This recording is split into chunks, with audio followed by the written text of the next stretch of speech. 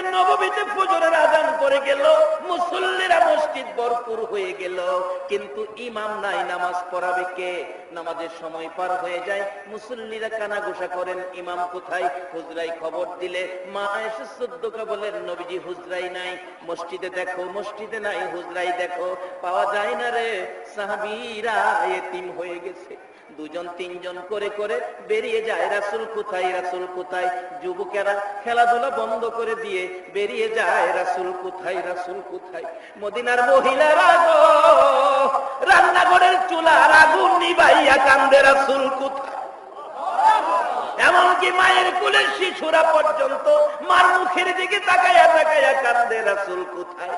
মুখে স্তন লাগাইয়া দুধ খাওয়াইতে চাইলে বাচ্চাগুলো দুধে মুখ দেয় না, চোখের পানি ছেড়ে ঠোঁট দুইটা নেড়ে কি যেন বলবেন, মা জবাব দেয়, বাবা গো কথা বলতে পারো না, ঠোঁট নাড়াইয়া বুঝি প্রশ্ন করবি এটাই, মা গো দুধ খাবো না গো মা, দুধ খাওয়ার আগে বলো আমার রাসূল কোথায়? এইভাবে সারা মদিনায় হাহাকার পড়ে গেল, রাসূল কোথায়, রাসূল কোথায়? বাবা যুবকেরা গো, তোমার মতো যেই বয়সের যুবকেরা আমার রাসূলের তালাশে বেরিয়ে গিয়েছিল, বাবা মুসল্লিরা গো, তোমরা যেদিন তোমাদের মতো বয়সে, তোমাদের মতো মুসল্লিরা যেদিন রাসূলের তালাশে বেরিয়ে গিয়েছিল, মা বোনেরা গো, তোমাদের মতো মহিলারা যেদিন রান্না বাড়া বন্ধ করে দিয়ে রাসূলের জন্য চোখের পানি ছেড়েছিল, আজকে যারা সেই নবীর কথা শোনার জন্য, যেই মা বোনেরা মাহফিলে এসেছো, যেই যুবকেরা আজকে দোকানদারি বন্ধ করে কাজ কাম বন্ধ করে মাহফিলে বসে আছো, যেই মুরব্বী বাবারা কষ্ট হয় তারপরও নবীর কথা শোনার জন্য বসে আছো গো, আমার মন বলে তোমাদের জন্য আমার নবী ফুলসিরাতের ঘাটে বসে থাকবে। আমাদেরকে না লইয়া আমার নবী ফুলসিরাতের ফুল পার হবে না। উম্মতের কান্ডার নবী রহমতের ভান্ডার, বলুন উম্মতের কান্ডার নবী, নবী বিনে রোজ হাসরে কে করিবে পার, নবী বিনে রোজ হাসরে কে করিবে পার, উম্মতের কান্ডার নবী রহমতের ভান্ডার, উম্মতের কান্ডার নবী। যাইয়া দেখো মদিনাতে কান্দে নবী রওজা পাকে, যাইয়া দেখো মদিনাতে কান্দে নবী রওজা পাকে, মাফ করিয়ে দেও গো খোদা উম্মত গুনাহগার, মাফ করিয়ে দেও গো খোদা উম্মত গুনাহগার, উম্মতের কান্ডার নবী রহমতের ভান্ডার, উম্মতের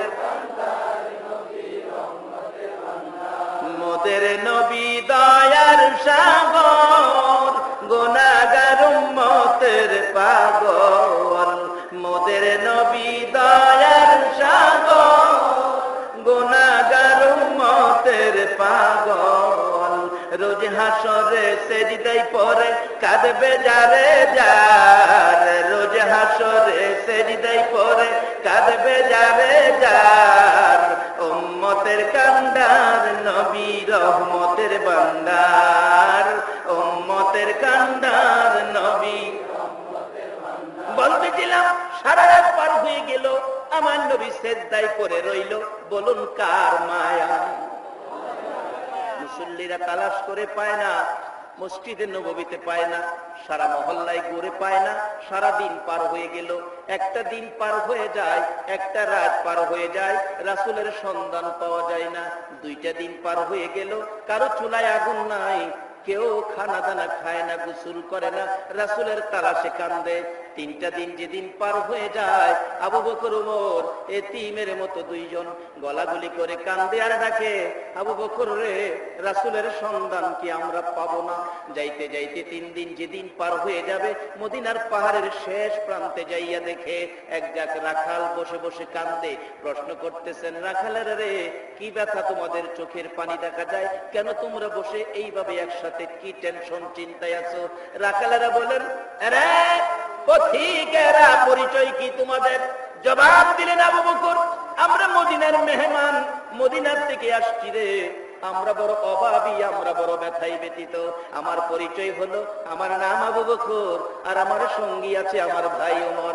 ও রাখালেরা রে, আমরা বড় ব্যথায় ব্যতীত রে।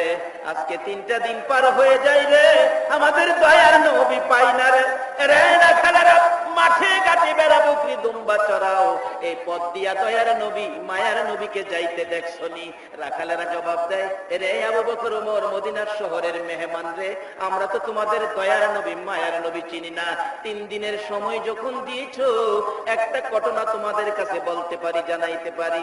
রে আবু বকর ওমর, আজকে 3টা দিন পার হয়ে যায় রে, ওই পাহাড়ের নিচে একটা পূর্ণিমার চাঁদের মতো সুন্দর মানুষ রে সেজদায় পড়ে আজকে উম্মতি উম্মতি বলে কাঁদতেছে রে আবু বকর। আজকে 3টা দিন পার হয়ে যায়, এই মানুষটার পাশে আমাদের সকলের বেড়া বকরি দুম্বাগুলো কান্দে। এত আঘাত করি, এত প্রহার করি, আমাদের বেড়া বকরি দুম্বাগুলো নিতে পারতেছি না। আমরা এই বেড়া বকরি দুম্বাগুলো এত মারি যাইতে চায় না। লোকটার পাশে দাঁড়ায়া দাঁড়ায়া তারাও কান্দে। আবু বকর উমর রে, একটা বেড়া বকরি দুম্বাও গাছ পানিতে মুখ লাগায় না। আবু বকর ডাকে, রে উমর, যার ভালোবাসাই বেড়া বকরি দুম্বা কান্দে রে, আমাদের দয়ার নবী ছাড়া কেউ হবে না। 3 দিন পর্যন্ত না ঘুমাইয়া না খাইয়া যেই নবী আপনার আমার ব্যথায় উম্মতি উম্মতি বলে কান্দে, এই নবী চিনা, নবীর উম্মত হওয়া, নবীর কথা মানা, বলুন আমাদের দরকার আছে কিনা? এই নবীর উম্মতের জন্যই তো জান্নাতের প্যাকেট কত সহজ দেখেন। সামনে আইসা পড়ছে, এই মাসটার নাম জানি কি?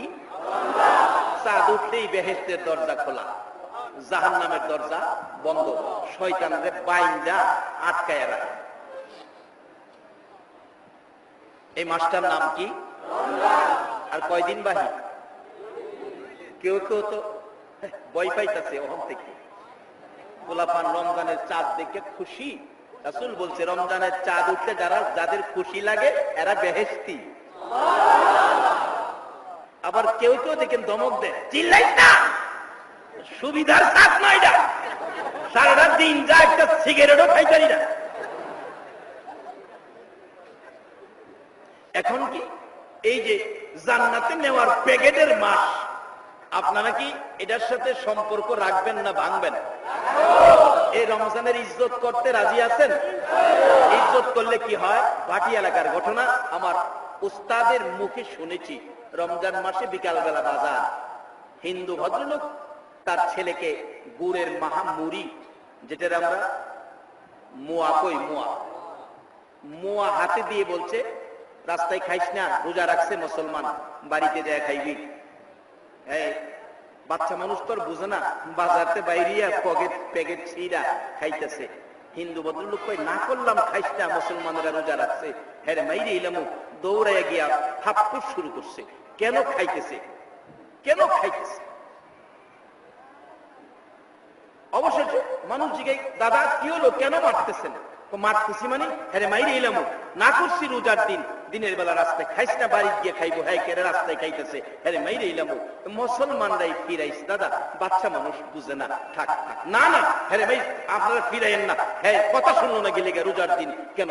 রোজার এটুক ইজ্জত করে ওই হিন্দু ভদ্রলোকের মৃত্যু হলে আমার উস্তাদ বলেছে, হিন্দুরা মরে গেলে, মারা যাওয়ার পরে তাদেরকে কই নাই বলুন? চিতা সালে। কিসের জন্য? ওই হিন্দু ভদ্রলোক, এই রমজান মুসলমানদের জান্নাতের প্যাকেটের মাস, এইটুকুন ইজ্জতের কারণে ওই ভদ্রলোকের মৃত্যুর পরে চিতা সালে সারাদিন চেষ্টা করা হলো, তার গায়ের একটা পশম আগুনে পুরাইতে পারল না। আজকে সেই মুসলমান রমজানের রোজা রাখে না, আমার নবীর সামনে উম্মত বলে দাঁড়াইতে পারবে না। দাওয়াত দিলে দিবেন, না দিলে নাই, পেঁয়াজ ভাঙ্গা যাবো গাছটা। যারা রোজা রাখে না, হেরার লেগে একটু ব্যামোজাওই লাগতেছে। রোজা রাখলে ইজ্জত বাড়ে না না রাখলে বাড়ে? বাসস্ট্যান্ড মসজিদের খতিব তো, আর চট্টগ্রামে মাহফিল থাকে রমজানে, কয়েকটা মাহফিল চট্টগ্রামেও করি, মহানগরে যাই। সকাল 10টার দিকে বৈরুপ থেকে ছাড়ে, সবাই দেখি যে কিছু খায় না, কি সুন্দর পরিবেশ, মাশাআল্লাহ রোজার দিন কিছু খায়।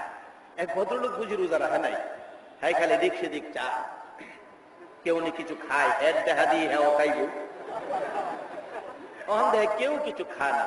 অবশেষে দেখি সিটের থেকে উঠতে যাইতেছে দরজার দিকে, আমি নজর রাখলাম, দেখি বাথরুমে ঢুকছে। ভাবলাম বাথরুমে ঢুকলো, ব্যাপারটা কি? আমি দরজার পাশে দাঁড়াইছি, দেখি বাথরুমের ফাহাদা দোয়া বাইরিতেছে। এতে কি বোঝা গেল কি করতেছে?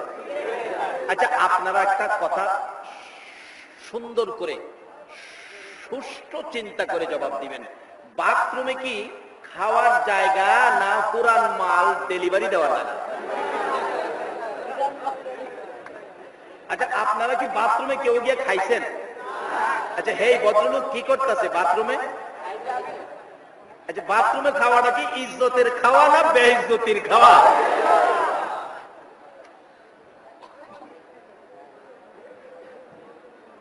আপনারা কি ইজ্জত চান না বেইজ্জত চান? আরে ভদ্রলোক দেখি বাথটিনের ক্ষতি, তো মসজিদের বারিন্দায় দাঁড়ানো, দেখা যায় কোনাদা একবারে কোনার দিয়া সিগারেট বুঝি খাইবো, একটা দরাইছে, দরাইলে খাইবো, দিনের বেলা টান দিলে দেখবো মানুষের কি করব, হাতের মোড়ের ভিতরে সিগারেট নিয়ে হ্যাঁ মাথা নুয়ায়া টানে, তাই না দেখে দোয়া ছাড়বো কই, সাদা দোয়া তো দেখবো, দেখি বিপদ, মুখ ভর্তি ধোয়া। অবশেষে দেখলাম পকেটের মধ্যে মাথা। কি সিস্টেম করেছে রমজানের রোজা আপনাদের জন্য। রমজানের চাঁদ উদিত হলে জান্নাতের দরজা খোলা, জাহান্নামের দরজা বন্ধ। এমনি সময় জান্নাতি হুরিরা তাঁবুর মধ্যে ঘুমিয়েছে। জান্নাতি হুরিরা, জান্নাতের তলদেশ থেকে মৃদু বাতাস বাহির হয়, হাদিস শরীফে আসছে যে জান্নাত যে সাজাইয়া রাখছে, দেখেন না বড় বড় লোকের বাড়িতে এই যে ঝর্ণা মরনা দেয়, ঘরের ভিতরে ঢুকলে দেখবেন টন টন শব্দ হয়, এরকম জান্নাতের মধ্যেও সাজাইয়া রাখছে। গাছের পাতা একটার সাথে একটা বাড়ি লাগলে এমন মজার সুন্দর আওয়াজ হবে, কি আওয়াজ দুনিয়াতে শুনছেন, যায়া দেখেন না খালি আওয়াজ সুন্দর। হুরিরা ঘুম থেকে উঠবে, ডাকবে জান্নাতের ফেরেশতাদের সর্দার রেদওয়ানকে, রেদওয়ান কি ব্যাপার, আজকে কি অনুষ্ঠান মনে হইতেছে, আনন্দ কেমন কেমন? রেদওয়ান বলবে, খবর রাখো না, এটা রমজান মাস। আচ্ছা, আমাদের পাপ পুণ্য লেখার দুইজন ফেরেশতা আমাদের কাঁধে আছে না? এখনো আছে, কালকেও থাকবো। মনে রাখেন, এরা কিন্তু যায় না কোথাও। এদের নাম জানি কি? কিরমান। যদি আপনারা সব জানেন তাইলে আমারে দাওয়াত দেন কি লিখে, বুঝি না ব্যাপার। দুই ফেরেশতা ডাকবে, প্রভু গো, এই আনন্দে উল্লাসের মাস, বেহেশতের দরজা খোলার মাস, জাহান্নামের দরজা বন্ধের মাস, এই মাসে আপনার আদরের বান্দারা রোজা রাখলে বেশি নেক হবে, আমরা কি বেশি বেশি লিখতে হবে? আল্লাহ এই মাসে তোরা কি লিখবি? 11 মাস কি লেখছস দেখছি, এই মাসে তোদের হাতের লেখায় আমার পোষাইতো না। আসাউমুলি ওয়া আনা আজিজিবি, রোজা রাখছে আমার জন্য, এই মাসের লেখার দায়িত্ব আমি আল্লাহর কুদরতি হাতে নিলাম। রোজাদারের নেকির বাজেট আমি আল্লাহ নিজে লিখবো। আবার কয় লিখবো কি, আমি আল্লাহ নিজে এটার পুরস্কার। আচ্ছা, আল্লাহ নিজে যদি রোজার বিনিময়ে পুরস্কার হয়, তাহলে আর কি লাগবো আপনার কন্ত দেখি?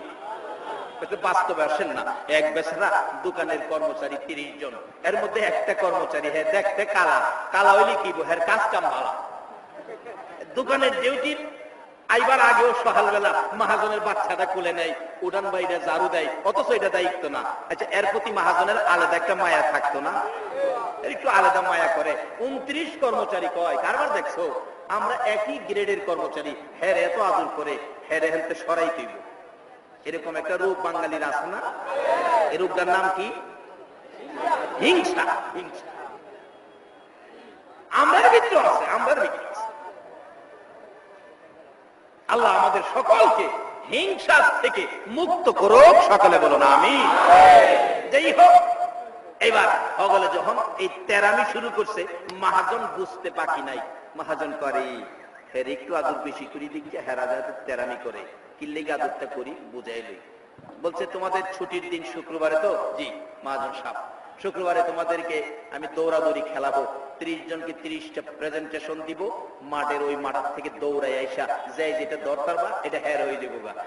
টিভি থাকবো, ফ্রিজ থাকবো, হুন্ডা থাকবো, সাইকেল থাকবো, এরকম দামি দামি জিনিস থাকবো, সবাই খুশি।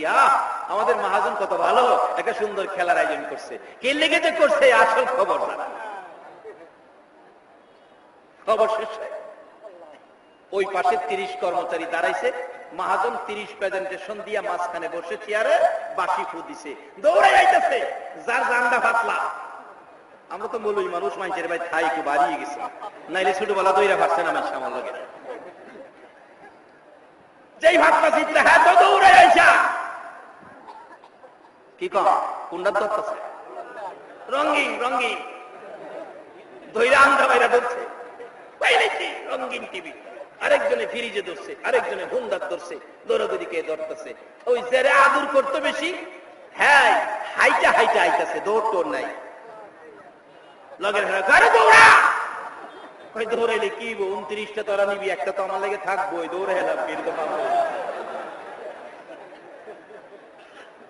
হ্যাঁ সবাই কর, আরে দৌড় দিলে তো বড়টা পাইছে, বড় শুরু করে দেখা যাবে।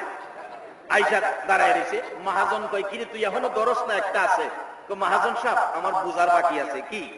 আপনি 30টা প্রেজেন্টেশনের মাঝখানে আপনিও বসেছেন, আমার জিজ্ঞাস্য এই প্রেজেন্টেশনের সাথে যে আপনি বসলেন আপনিও প্রেজেন্টেশন কিনা?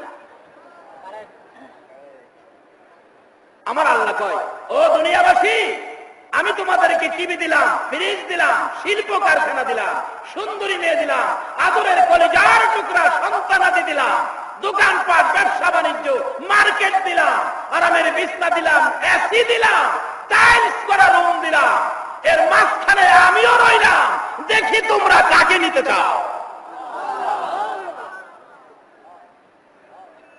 ওই কর্মচারী জিজ্ঞেস করে মহাজন প্রেজেন্টেশন 30টা মাঝখানে আপনি, আমার জিজ্ঞাসা এই প্রেজেন্টেশনের কাতারে আপনিও বসা, আপনিও প্রেজেন্টেশন কিনা? মহাজন একটু হাস্য করে বললেন বইসি যখন প্রেজেন্টেশনের কাতারে, মনে করো আমিও প্রেজেন্টেশন। এবার হেই কর্মচারী কয় তাহলে আমি হেইটা নিলাম না মহাজন, আমি আপনারে নিলাম। হ্যাঁ প্রেজেন্টেশন নিল আর হ্যাঁ প্রেজেন্টেশনের মালিক রে নিল, বলুন লাভবান কে হইল? এখন সমস্ত পৃথিবীর রাগ নাজ নিয়ামত, ঘরবাড়ি, টিভি, ফ্রিজ, এই সেই সবকিছু দিয়ে মাঝখানে আল্লাহ বলছে রোজা আমার জন্য। আল্লাহু আকবার বলো। এই রোজা আদায় করে আল্লাহর জান্নাতে যাইতে রাজি আছেন কিনা? আল্লাহ বলেছে রোজা আমার জন্য, এটার পুরস্কার আমি দেব। অর্থাৎ মহাজন বলছে আমিও পুরস্কার ধরলাম মহাজনকে, মহাজন পাইলাম। আল্লাহ বলছে রমজানের মাধ্যমে তোমরা আমাকে পাওয়ার সহজ পথ, রোজা আমার জন্য, এটার পুরস্কার আমি দিব। আমি আর দিব কি, আমি নিজেই হলাম রোজার পুরস্কার। এই মাসটার নাম কি? সামনে আইতেছে, একটা মুহূর্ত গুনাহ মাফ করাইয়া প্যাকেট করব জান্নাতে যাওয়ার জন্য। একটা মুহূর্তের দাম কত? রমজান মাসে রম শব্দের অর্থ হলো পুড়ে যাওয়া। রম শব্দের অর্থ পুড়ে যাওয়া। বলুন রম শব্দটা আরবি, বাংলা অর্থ কি? পুড়ে যাওয়ার অর্থ হুইরা ছাই হওয়া না, হুইরা ছাই হওয়া না। আমার এক হিন্দু ভদ্রলোক প্রশ্ন করে, দাদা আপনারা গুনাহ করলে আগুনে বলে পুরাইব? আমি তো হ্যাঁ। কইতে আমরাও আগুনে পুরা, আপনারাও আগুনে পুরা, তাই তো আমরা এক পুরা হই। আমি কি দাদা আপনার পুরা আর আমরা পুরা এক পুরা? লাকড়ি আগুনে পুইরা ছাই হয়, স্বর্ণ আগুনে পুইরা অলংকার হয়। আমরা পুইরা অলংকার বানাই আর আপনারা পুইরা ছাই বানাই। দাদা বলেন কি?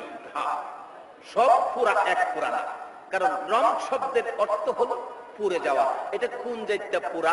জিনিসের দাম বাড়াইয়া দেওয়ার জন্য স্বর্ণ আগুনে ফেলাইয়া পুইরা অলংকার না। যেমন গ্রাম এলাকায় যারা আছেন আপনাদের মধ্যে একটা বাস্তব একটা উদাহরণ আছে, এই যে নাইলা ক্ষেত করে পাট খড়ি হোলা, যেটা কয় আর কি, হোলা বিলাতি হোলা, বিলাতি হোলা, যেটা দামি হোলা, এটা দেখবেন গৃহস্থে ঘরের কারের উপরে, সেলিং এর উপরে ইজ্জত করে রাইখা দেয়, যত্ন করে। কেন? এটা দামি। রাখার আগে দেখবেন কিছু হোলা আগুনে ফেলাইয়া বাকি হোলা আগুনের মধ্যে স্যাঙ্গায়।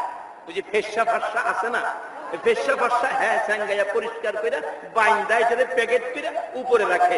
আল্লাহ কয়, বন্ধু ইবাদত করলে আমি জান্নাতে দিব, জান্নাতে যাওয়ার ফেসা ফুসা সহ কোন যাইত না, এটা পরিষ্কার করুন লাগবো। পরিষ্কার করার জন্য রং শব্দের আগুন আমি জ্বালাই সাইজ করবার লেগিয়া। কিভাবে? আরো বাস্তবে আসুন। আমাদের গ্রাম এলাকাতে দেখবেন, সব গ্রাম এলাকাতেই সনের ঘর বানতো আগে। সনের ঘর, সনের ঘরের দুই পাশে দুইটা বাঁশ ফিট করে, সুজা দুইটা বাঁশ, যে ঘর বানা, হ্যাঁ, মিস্ত্রিরে কইছে দুইটা বাঁশ কাইটা নিয়ে আয়। বাঁশ দুইটা আঁকা বাঁকা। মালিক কয়, বেটা এটা দিয়া কি মারু লইব? মিস্ত্রি কয়, চাচা চিন্তা করেন না, আমি সোজা করে এলাম। কেমনে সোজা করবি? জ্বালাইয়া বাঁকাটা আগুনের ছেঁকা দেয়, গাছের মধ্যে ধাক্কা দেয়, সোজা করে। এভাবে যাইতে যাইতে গুড়া পর্যন্ত গেছে। গুড়াটা মোটা বেশি তো, সোজা হইতে চায় না। এবার ডাকতেছে বাড়িওয়ালারে, চাচা 20 মুন ওজনের পাথর পাইবেন? কেন? এর সোজা করতে পাথর লাগবে, নাইলে মারু লইত না। কেমনে করবি? ও দেন না। গোড়ার মধ্যে আগুনের ছেঁকা দিয়া চাপাতা দইরা 20 মুন ওজনের পাথর ছাইরা দিছে, হেনে চাপটা। অহন দইরেন না, সকালবেলা খুইলা দেখবেন একবারে সোজা, মারি রয়ে যাবো। আল্লাহ কয়, বন্ধু আমি কথা দিলাম ইবাদতের বিনিময়ে জান্নাতে দিব। মাহে রমজান, জান্নাতের দরজা খোলা। তোমার উম্মত 11 মাসের আঁকা বাঁকা সমস্যা, তো 11 মাসের আঁকা বাঁকা সোজা করার জন্য রং শব্দের আগুনের ছেঁকা দিব। ছেঁকাই যদি 11 মাসের বাঁকা সোজা না হয়, 20 রাকাত তারাবির চাপা বাইরা দিব। তারাবির চাপা দিয়া সোজা করব, আমি জান্নাতে পাঠাবো। এখন কি রোজা রাইখা যাইবেন না না রাইখা? বাবা, রোজা রাইখাও জান্নাতে যাওয়া কষ্ট হবে, কারণ আরো 3টা জিনিস বাকি আছে। কি 3টা জিনিস? আমার নবী রমজানের চাঁদ উঠবে আগ মুহূর্তে, তো বিদায় এই আলোচনাগুলি করতেছি, রমজানের ভিতরে আমি যাইতে পারতেছি না। রমজানের চাঁদ উঠবে, জুমার নামাজের খুতবা দিতে উঠতেছে রাসূল। 3টা সিঁড়ি, তো প্রথম সিঁড়িতে পাও দেওয়ার আগেই জিবরাইল এসে বলছে, হুজুর দাঁড়ান, কি আপনার উম্মতের জন্য আল্লাহর পক্ষ থেকে লানত বদদুয়া আসছে, আপনি আমিন লাগাই দেন। রাসূল বলেন, বলো কি? যে উম্মতের জন্য সব শেষ করলাম, এই উম্মতের জন্য লানত বদদুয়া আর আমি আমিন লাগাবো, সে তো জাহান্নামী হয়ে যাবে। জিবরাইলকে, হুজুর লাগাইতেই হবে। রাসূল বলেন, ও জিবরাইল, এই উম্মত গুলো কারা? কার জন্য এই লানত বদদুয়া আসতেছে? জিবরাইল, হুজুর 1 নাম্বার হলো এই রমজান মাস এত বরকতের মাস, যেই মাসে একটা নফল আদায় করলে একটা ফরজের সমতুল্য সওয়াব দেয়। একটা ফরজ আদায় করলে 70টা ফরজের সওয়াব দেয়। এক খতম কোরআন শরীফ পড়লে 70 খতমের সওয়াব দেয়। অর্থাৎ 70-এর নিচে কোনো বাজেট নাই।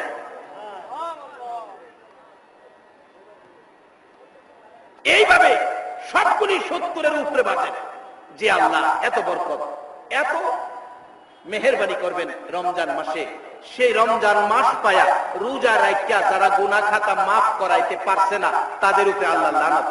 রাসূল বলেন, এত দয়া করবে আল্লাহ, রোজা রাখবে না, এমন উম্মত আমার দরকার নাই। রাসূল এর মধ্যে আমিন লাগাইয়া দিছে। 2য় সিঁড়িতে উঠছে, হুজুর দাঁড়ান, আরেকটা কি? আপনার উম্মতের মধ্যে যার মা বাবা আছে, মা বাবা কে আছে? অথবা 2 জনের একজন আছে, বুড়া হয়ে গেছে মা অথবা বাবা। মা বাবার খেদমত করে, মা বাবার খেদমত করে যারা জান্নাত কিনতে পারে নাই, তাদের উপরে আল্লাহর লানত। কার খেদমত করে? মা বাবা। চিনছেন? ও গার্মেন্টসের ভাইরা, ঈদের ছুটিতে যে বাড়িতে যাও, বাস বীর রাস্তাঘাটে জাম লেগে থাকে। যেটা যাওয়ার কথা সন্ধ্যা 7টায়, এই বাস স্ট্যান্ডে পৌঁছে গিয়া ময়মনসিংহ রাত 12টায়। 12টা বাজে বাসে গেছো, 12টা বাজে ট্রেনে গেছো, যাইয়া দেখো ট্রেন স্টেশনের নিম গাছের গোড়ায় তোমার বুড়া বাবা হারিকেন ডালুয়া দাঁড়ায় রয়েছে। বাস স্ট্যান্ডের কিনারে তোমার আদরের বাবা এতিমের মতো তোমার আশায় দাঁড়াইয়া রয়েছে। এই বাবাকে যদি কষ্ট দিয়ে থাকো, রমজানের রোজা দিয়ে জান্নাতে যাওয়া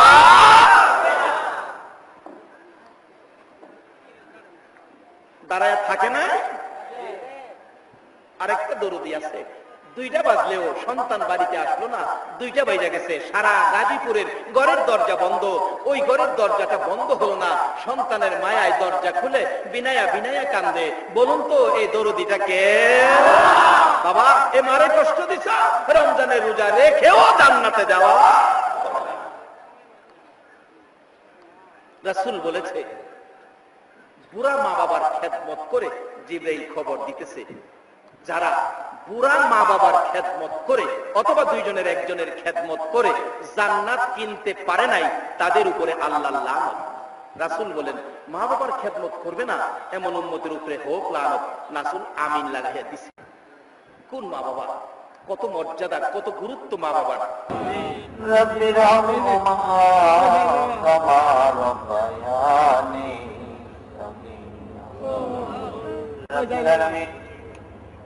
তোমার আগুনের বান্দারা এই প্রচন্ড শীতের মধ্যে আরামের বিছনা ছেড়ে, বিবি বাচ্চা ভাই বোনের মায়া ছেড়ে গো মাহফিলে বসে এত রাত করে মায়ার নজরে তাকিয়ে দেখো, কুদরতি চোখে তাকিয়ে দেখো, তোমার বান্দারা দুটো করে হাত তোমার কাছে বাড়াইছে। দুনিয়ায় দেখেছি সন্তান বাবার কাছে হাত বাড়াইলে বাবা 500 টাকার নোট হাতে দেয়, মার কাছে হাত বাড়াইলে মা বলে তুমি হাত বাড়াইছো মন চাই কলিজাটা চিরা দিয়া দিতে। মা বাবার মতো দরদি যদি সন্তানের হাত থাকলে কেউ কলিজা চিরা দিতে চাই, বাবা 500 টাকার নোট দেয়। তোমার আদুরের বান্দারা তোমার 99 ভাগ মায়ার দুয়ারে হাত বাড়াইছে গো আল্লাহ, তুমি তাদের কি দিবা? আর কিছু দাও মানা দাও, এই জীবনে যা গুনাহ করেছি এই মাহফিলের উসিলায় এই প্রচন্ড শীতে এই মাহফিলে যারা হাত বাড়াইছে মা বোনদেরকে সহ আমাদের সকলের জীবনের গুনাহগুলো ক্ষমা করে দাও। হ্যাঁ বাবু, আরেকটা দরখাস্ত করি, তুমি রাগ হইও না। তুমি যদি রাগ হও তোমার বান্দার মনের দুঃখ কে শুনবে গো আল্লাহ? আমি জানি না মোনাজাতের জন্য যারা অপেক্ষায় বসে আছে তার জানি মনে দুঃখ মানাই মানাই গো। হুজুর কত মানুষ চলে গেছে, আমরা গেলাম না, আমরা তো মার অভাবী। এ জানি হাত বাড়াইছে বাবা নাই, বাবা নাই গো দরদি বাবা। এই মা বাবার অভাবী হইয়া আজকের মাহফিলে যারা হাত বাড়াইছে আর দেরি করো না, এই মুহূর্তে ওই সকল মা বাবার কবর জান্নাতের বাগান বানাইয়া দাও। ছোটকালে অসুস্থ হয়েছিলাম, মাদ্রাসায় ভর্তি হওয়ার পর আমার মা মাথার পাশে বসে থাকতো, সারা রাত ঘুমায় না। একটু পরে পরে দেখছি হাত বাড়াইয়া ডাকছে, ভাবতো আমার ছেলের জীবন ভিক্ষা দাও আল্লাহ। এই মা বাবা সন্তানের বিপদে তোমার কাছে জীবন ভিক্ষা চাইতো, ওই মা বাবা তার কবরে তোমার জান্নাত ভিক্ষা চাই গো আল্লাহ। তাদের কবর গুলো জান্নাতের বাগান বানিয়ে দাও আল্লাহ। মা বাবা যার দুনিয়াতে আছে হায়াত বাড়িয়ে দাও, আমার আব্বা জানের হায়াত বাড়িয়ে দাও। মা বাবা যেমন জিনিস পূজার তৌফিক ছেলে মেয়েদেরকে দান করে দাও আল্লাহ। আজকের মাহফিলে যারা হাত বাড়াইছে, প্রধান অতিথি, মুরব্বী, শ্রদ্ধাভাজন সভাপতি, আল্লাহ বিশেষ অতিথি সহ আল্লাহ গো সকল সম্মানী গণ্যমান্য ব্যক্তিরা সহ এই শ্রোতা মন্ডলী মা বোনেরা সহ আল্লাহ আমাদের সকলকে নেক হায়াত বাড়াইয়া দাও। আজকের মাহফিলের আয়োজক যারা কষ্ট করেছে মাহফিলের জন্য আল্লাহ গো তাদের কষ্ট তুমি কবুল করছো গো আল্লাহ। এই কষ্টের বিনিময়ে তাদের সকলের মনের আশা পুরা করে দাও আল্লাহ। এই কুরবানি আমার মাদ্রাসাখানি তোমার কুদরতি হাতে দিয়ে গেলাম, কিয়ামত পর্যন্ত তোমার নবীর ঘর এই মাদ্রাসা তুমি কায়েম রাখো গো আল্লাহ। এই মাদ্রাসার মাহফিলের পক্ষে যারা আসছে সাহায্য সহযোগিতা করেছে, বুদ্ধি পরামর্শ দিয়েছে, সকলকে তুমি আর কিছু দাও বা না দাও, আমার নবীরে একদিন ঘুমের ঘরে স্বপ্নে দেখাইয়া দাও। আমাদের মধ্যে যারা বিমার সেবা করে দাও, যারা নামাজি নামাজ কবুল করে দাও, যারা নামাজ পড়ে না নামাজের বুঝদান করে দাও। আল্লাহ, যাদের ছেলে মেয়ে আছে সকলের ছেলে মেয়েদেরকে নেক হায়াত বাড়িয়ে দাও। ছেলে মেয়েদের মুখে এতিমের দাগ লাগাইও না, ছেলে মেয়েদের মা বাবার হায়াত বাড়াইয়া দাও। আল্লাহ, অনেকের ছেলেরা মেয়েরা পরীক্ষা দিবে, অনেক পরীক্ষা দিতে জন্য দোয়া চাইছে। আল্লাহ, আমার একটা ছেলেও পরীক্ষা দিবে। আল্লাহ, সকলের ছেলে মেয়েদেরকে পরীক্ষায় কামিয়াবি দান করে দিও গো আল্লাহ। যেদিন রেজাল্ট দিবে গো, খুশি মনে বাড়িতে ফিরাইও গো আল্লাহ। আল্লাহ, খাস করে মাহফিল শেষে যারা দেখাতে যাবে সহি সালামতে পৌঁছে আল্লাহ। বাকের মোল্লা চোখের পানি ছেড়ে ছেড়ে বলতো, হুজুর আমি ছোট থাকতে আমার মা মারা গেছে, এই মাহফিলটা আপনি যাইবেন হতো যাইবেন হলো। আল্লাহ তার মাকে মাফ করে কবর খালি জান্নাতের বাগান করবে। আল্লাহ, কমিটির সকলের ময়মুরব্বী বংশধর যারা কবরে সবাইকে তুমি মাফ করো। যতগুলো দরখাস্ত করলাম মাহফিলের উসিলাই, দুরুদের উসিলাই, জিকিরের উসিলাই, সবগুলো তুমি কবুল আর মঞ্জুর করে দাও। সাল্লাল্লাহু তাআলা আলা খায়রি খালকিহি মুহাম্মাদিন ওয়া আলা আলিহি ওয়া আসহাবিহি আজমাইন বিহাক্কি লা ইলাহা ইল্লাল্লাহ।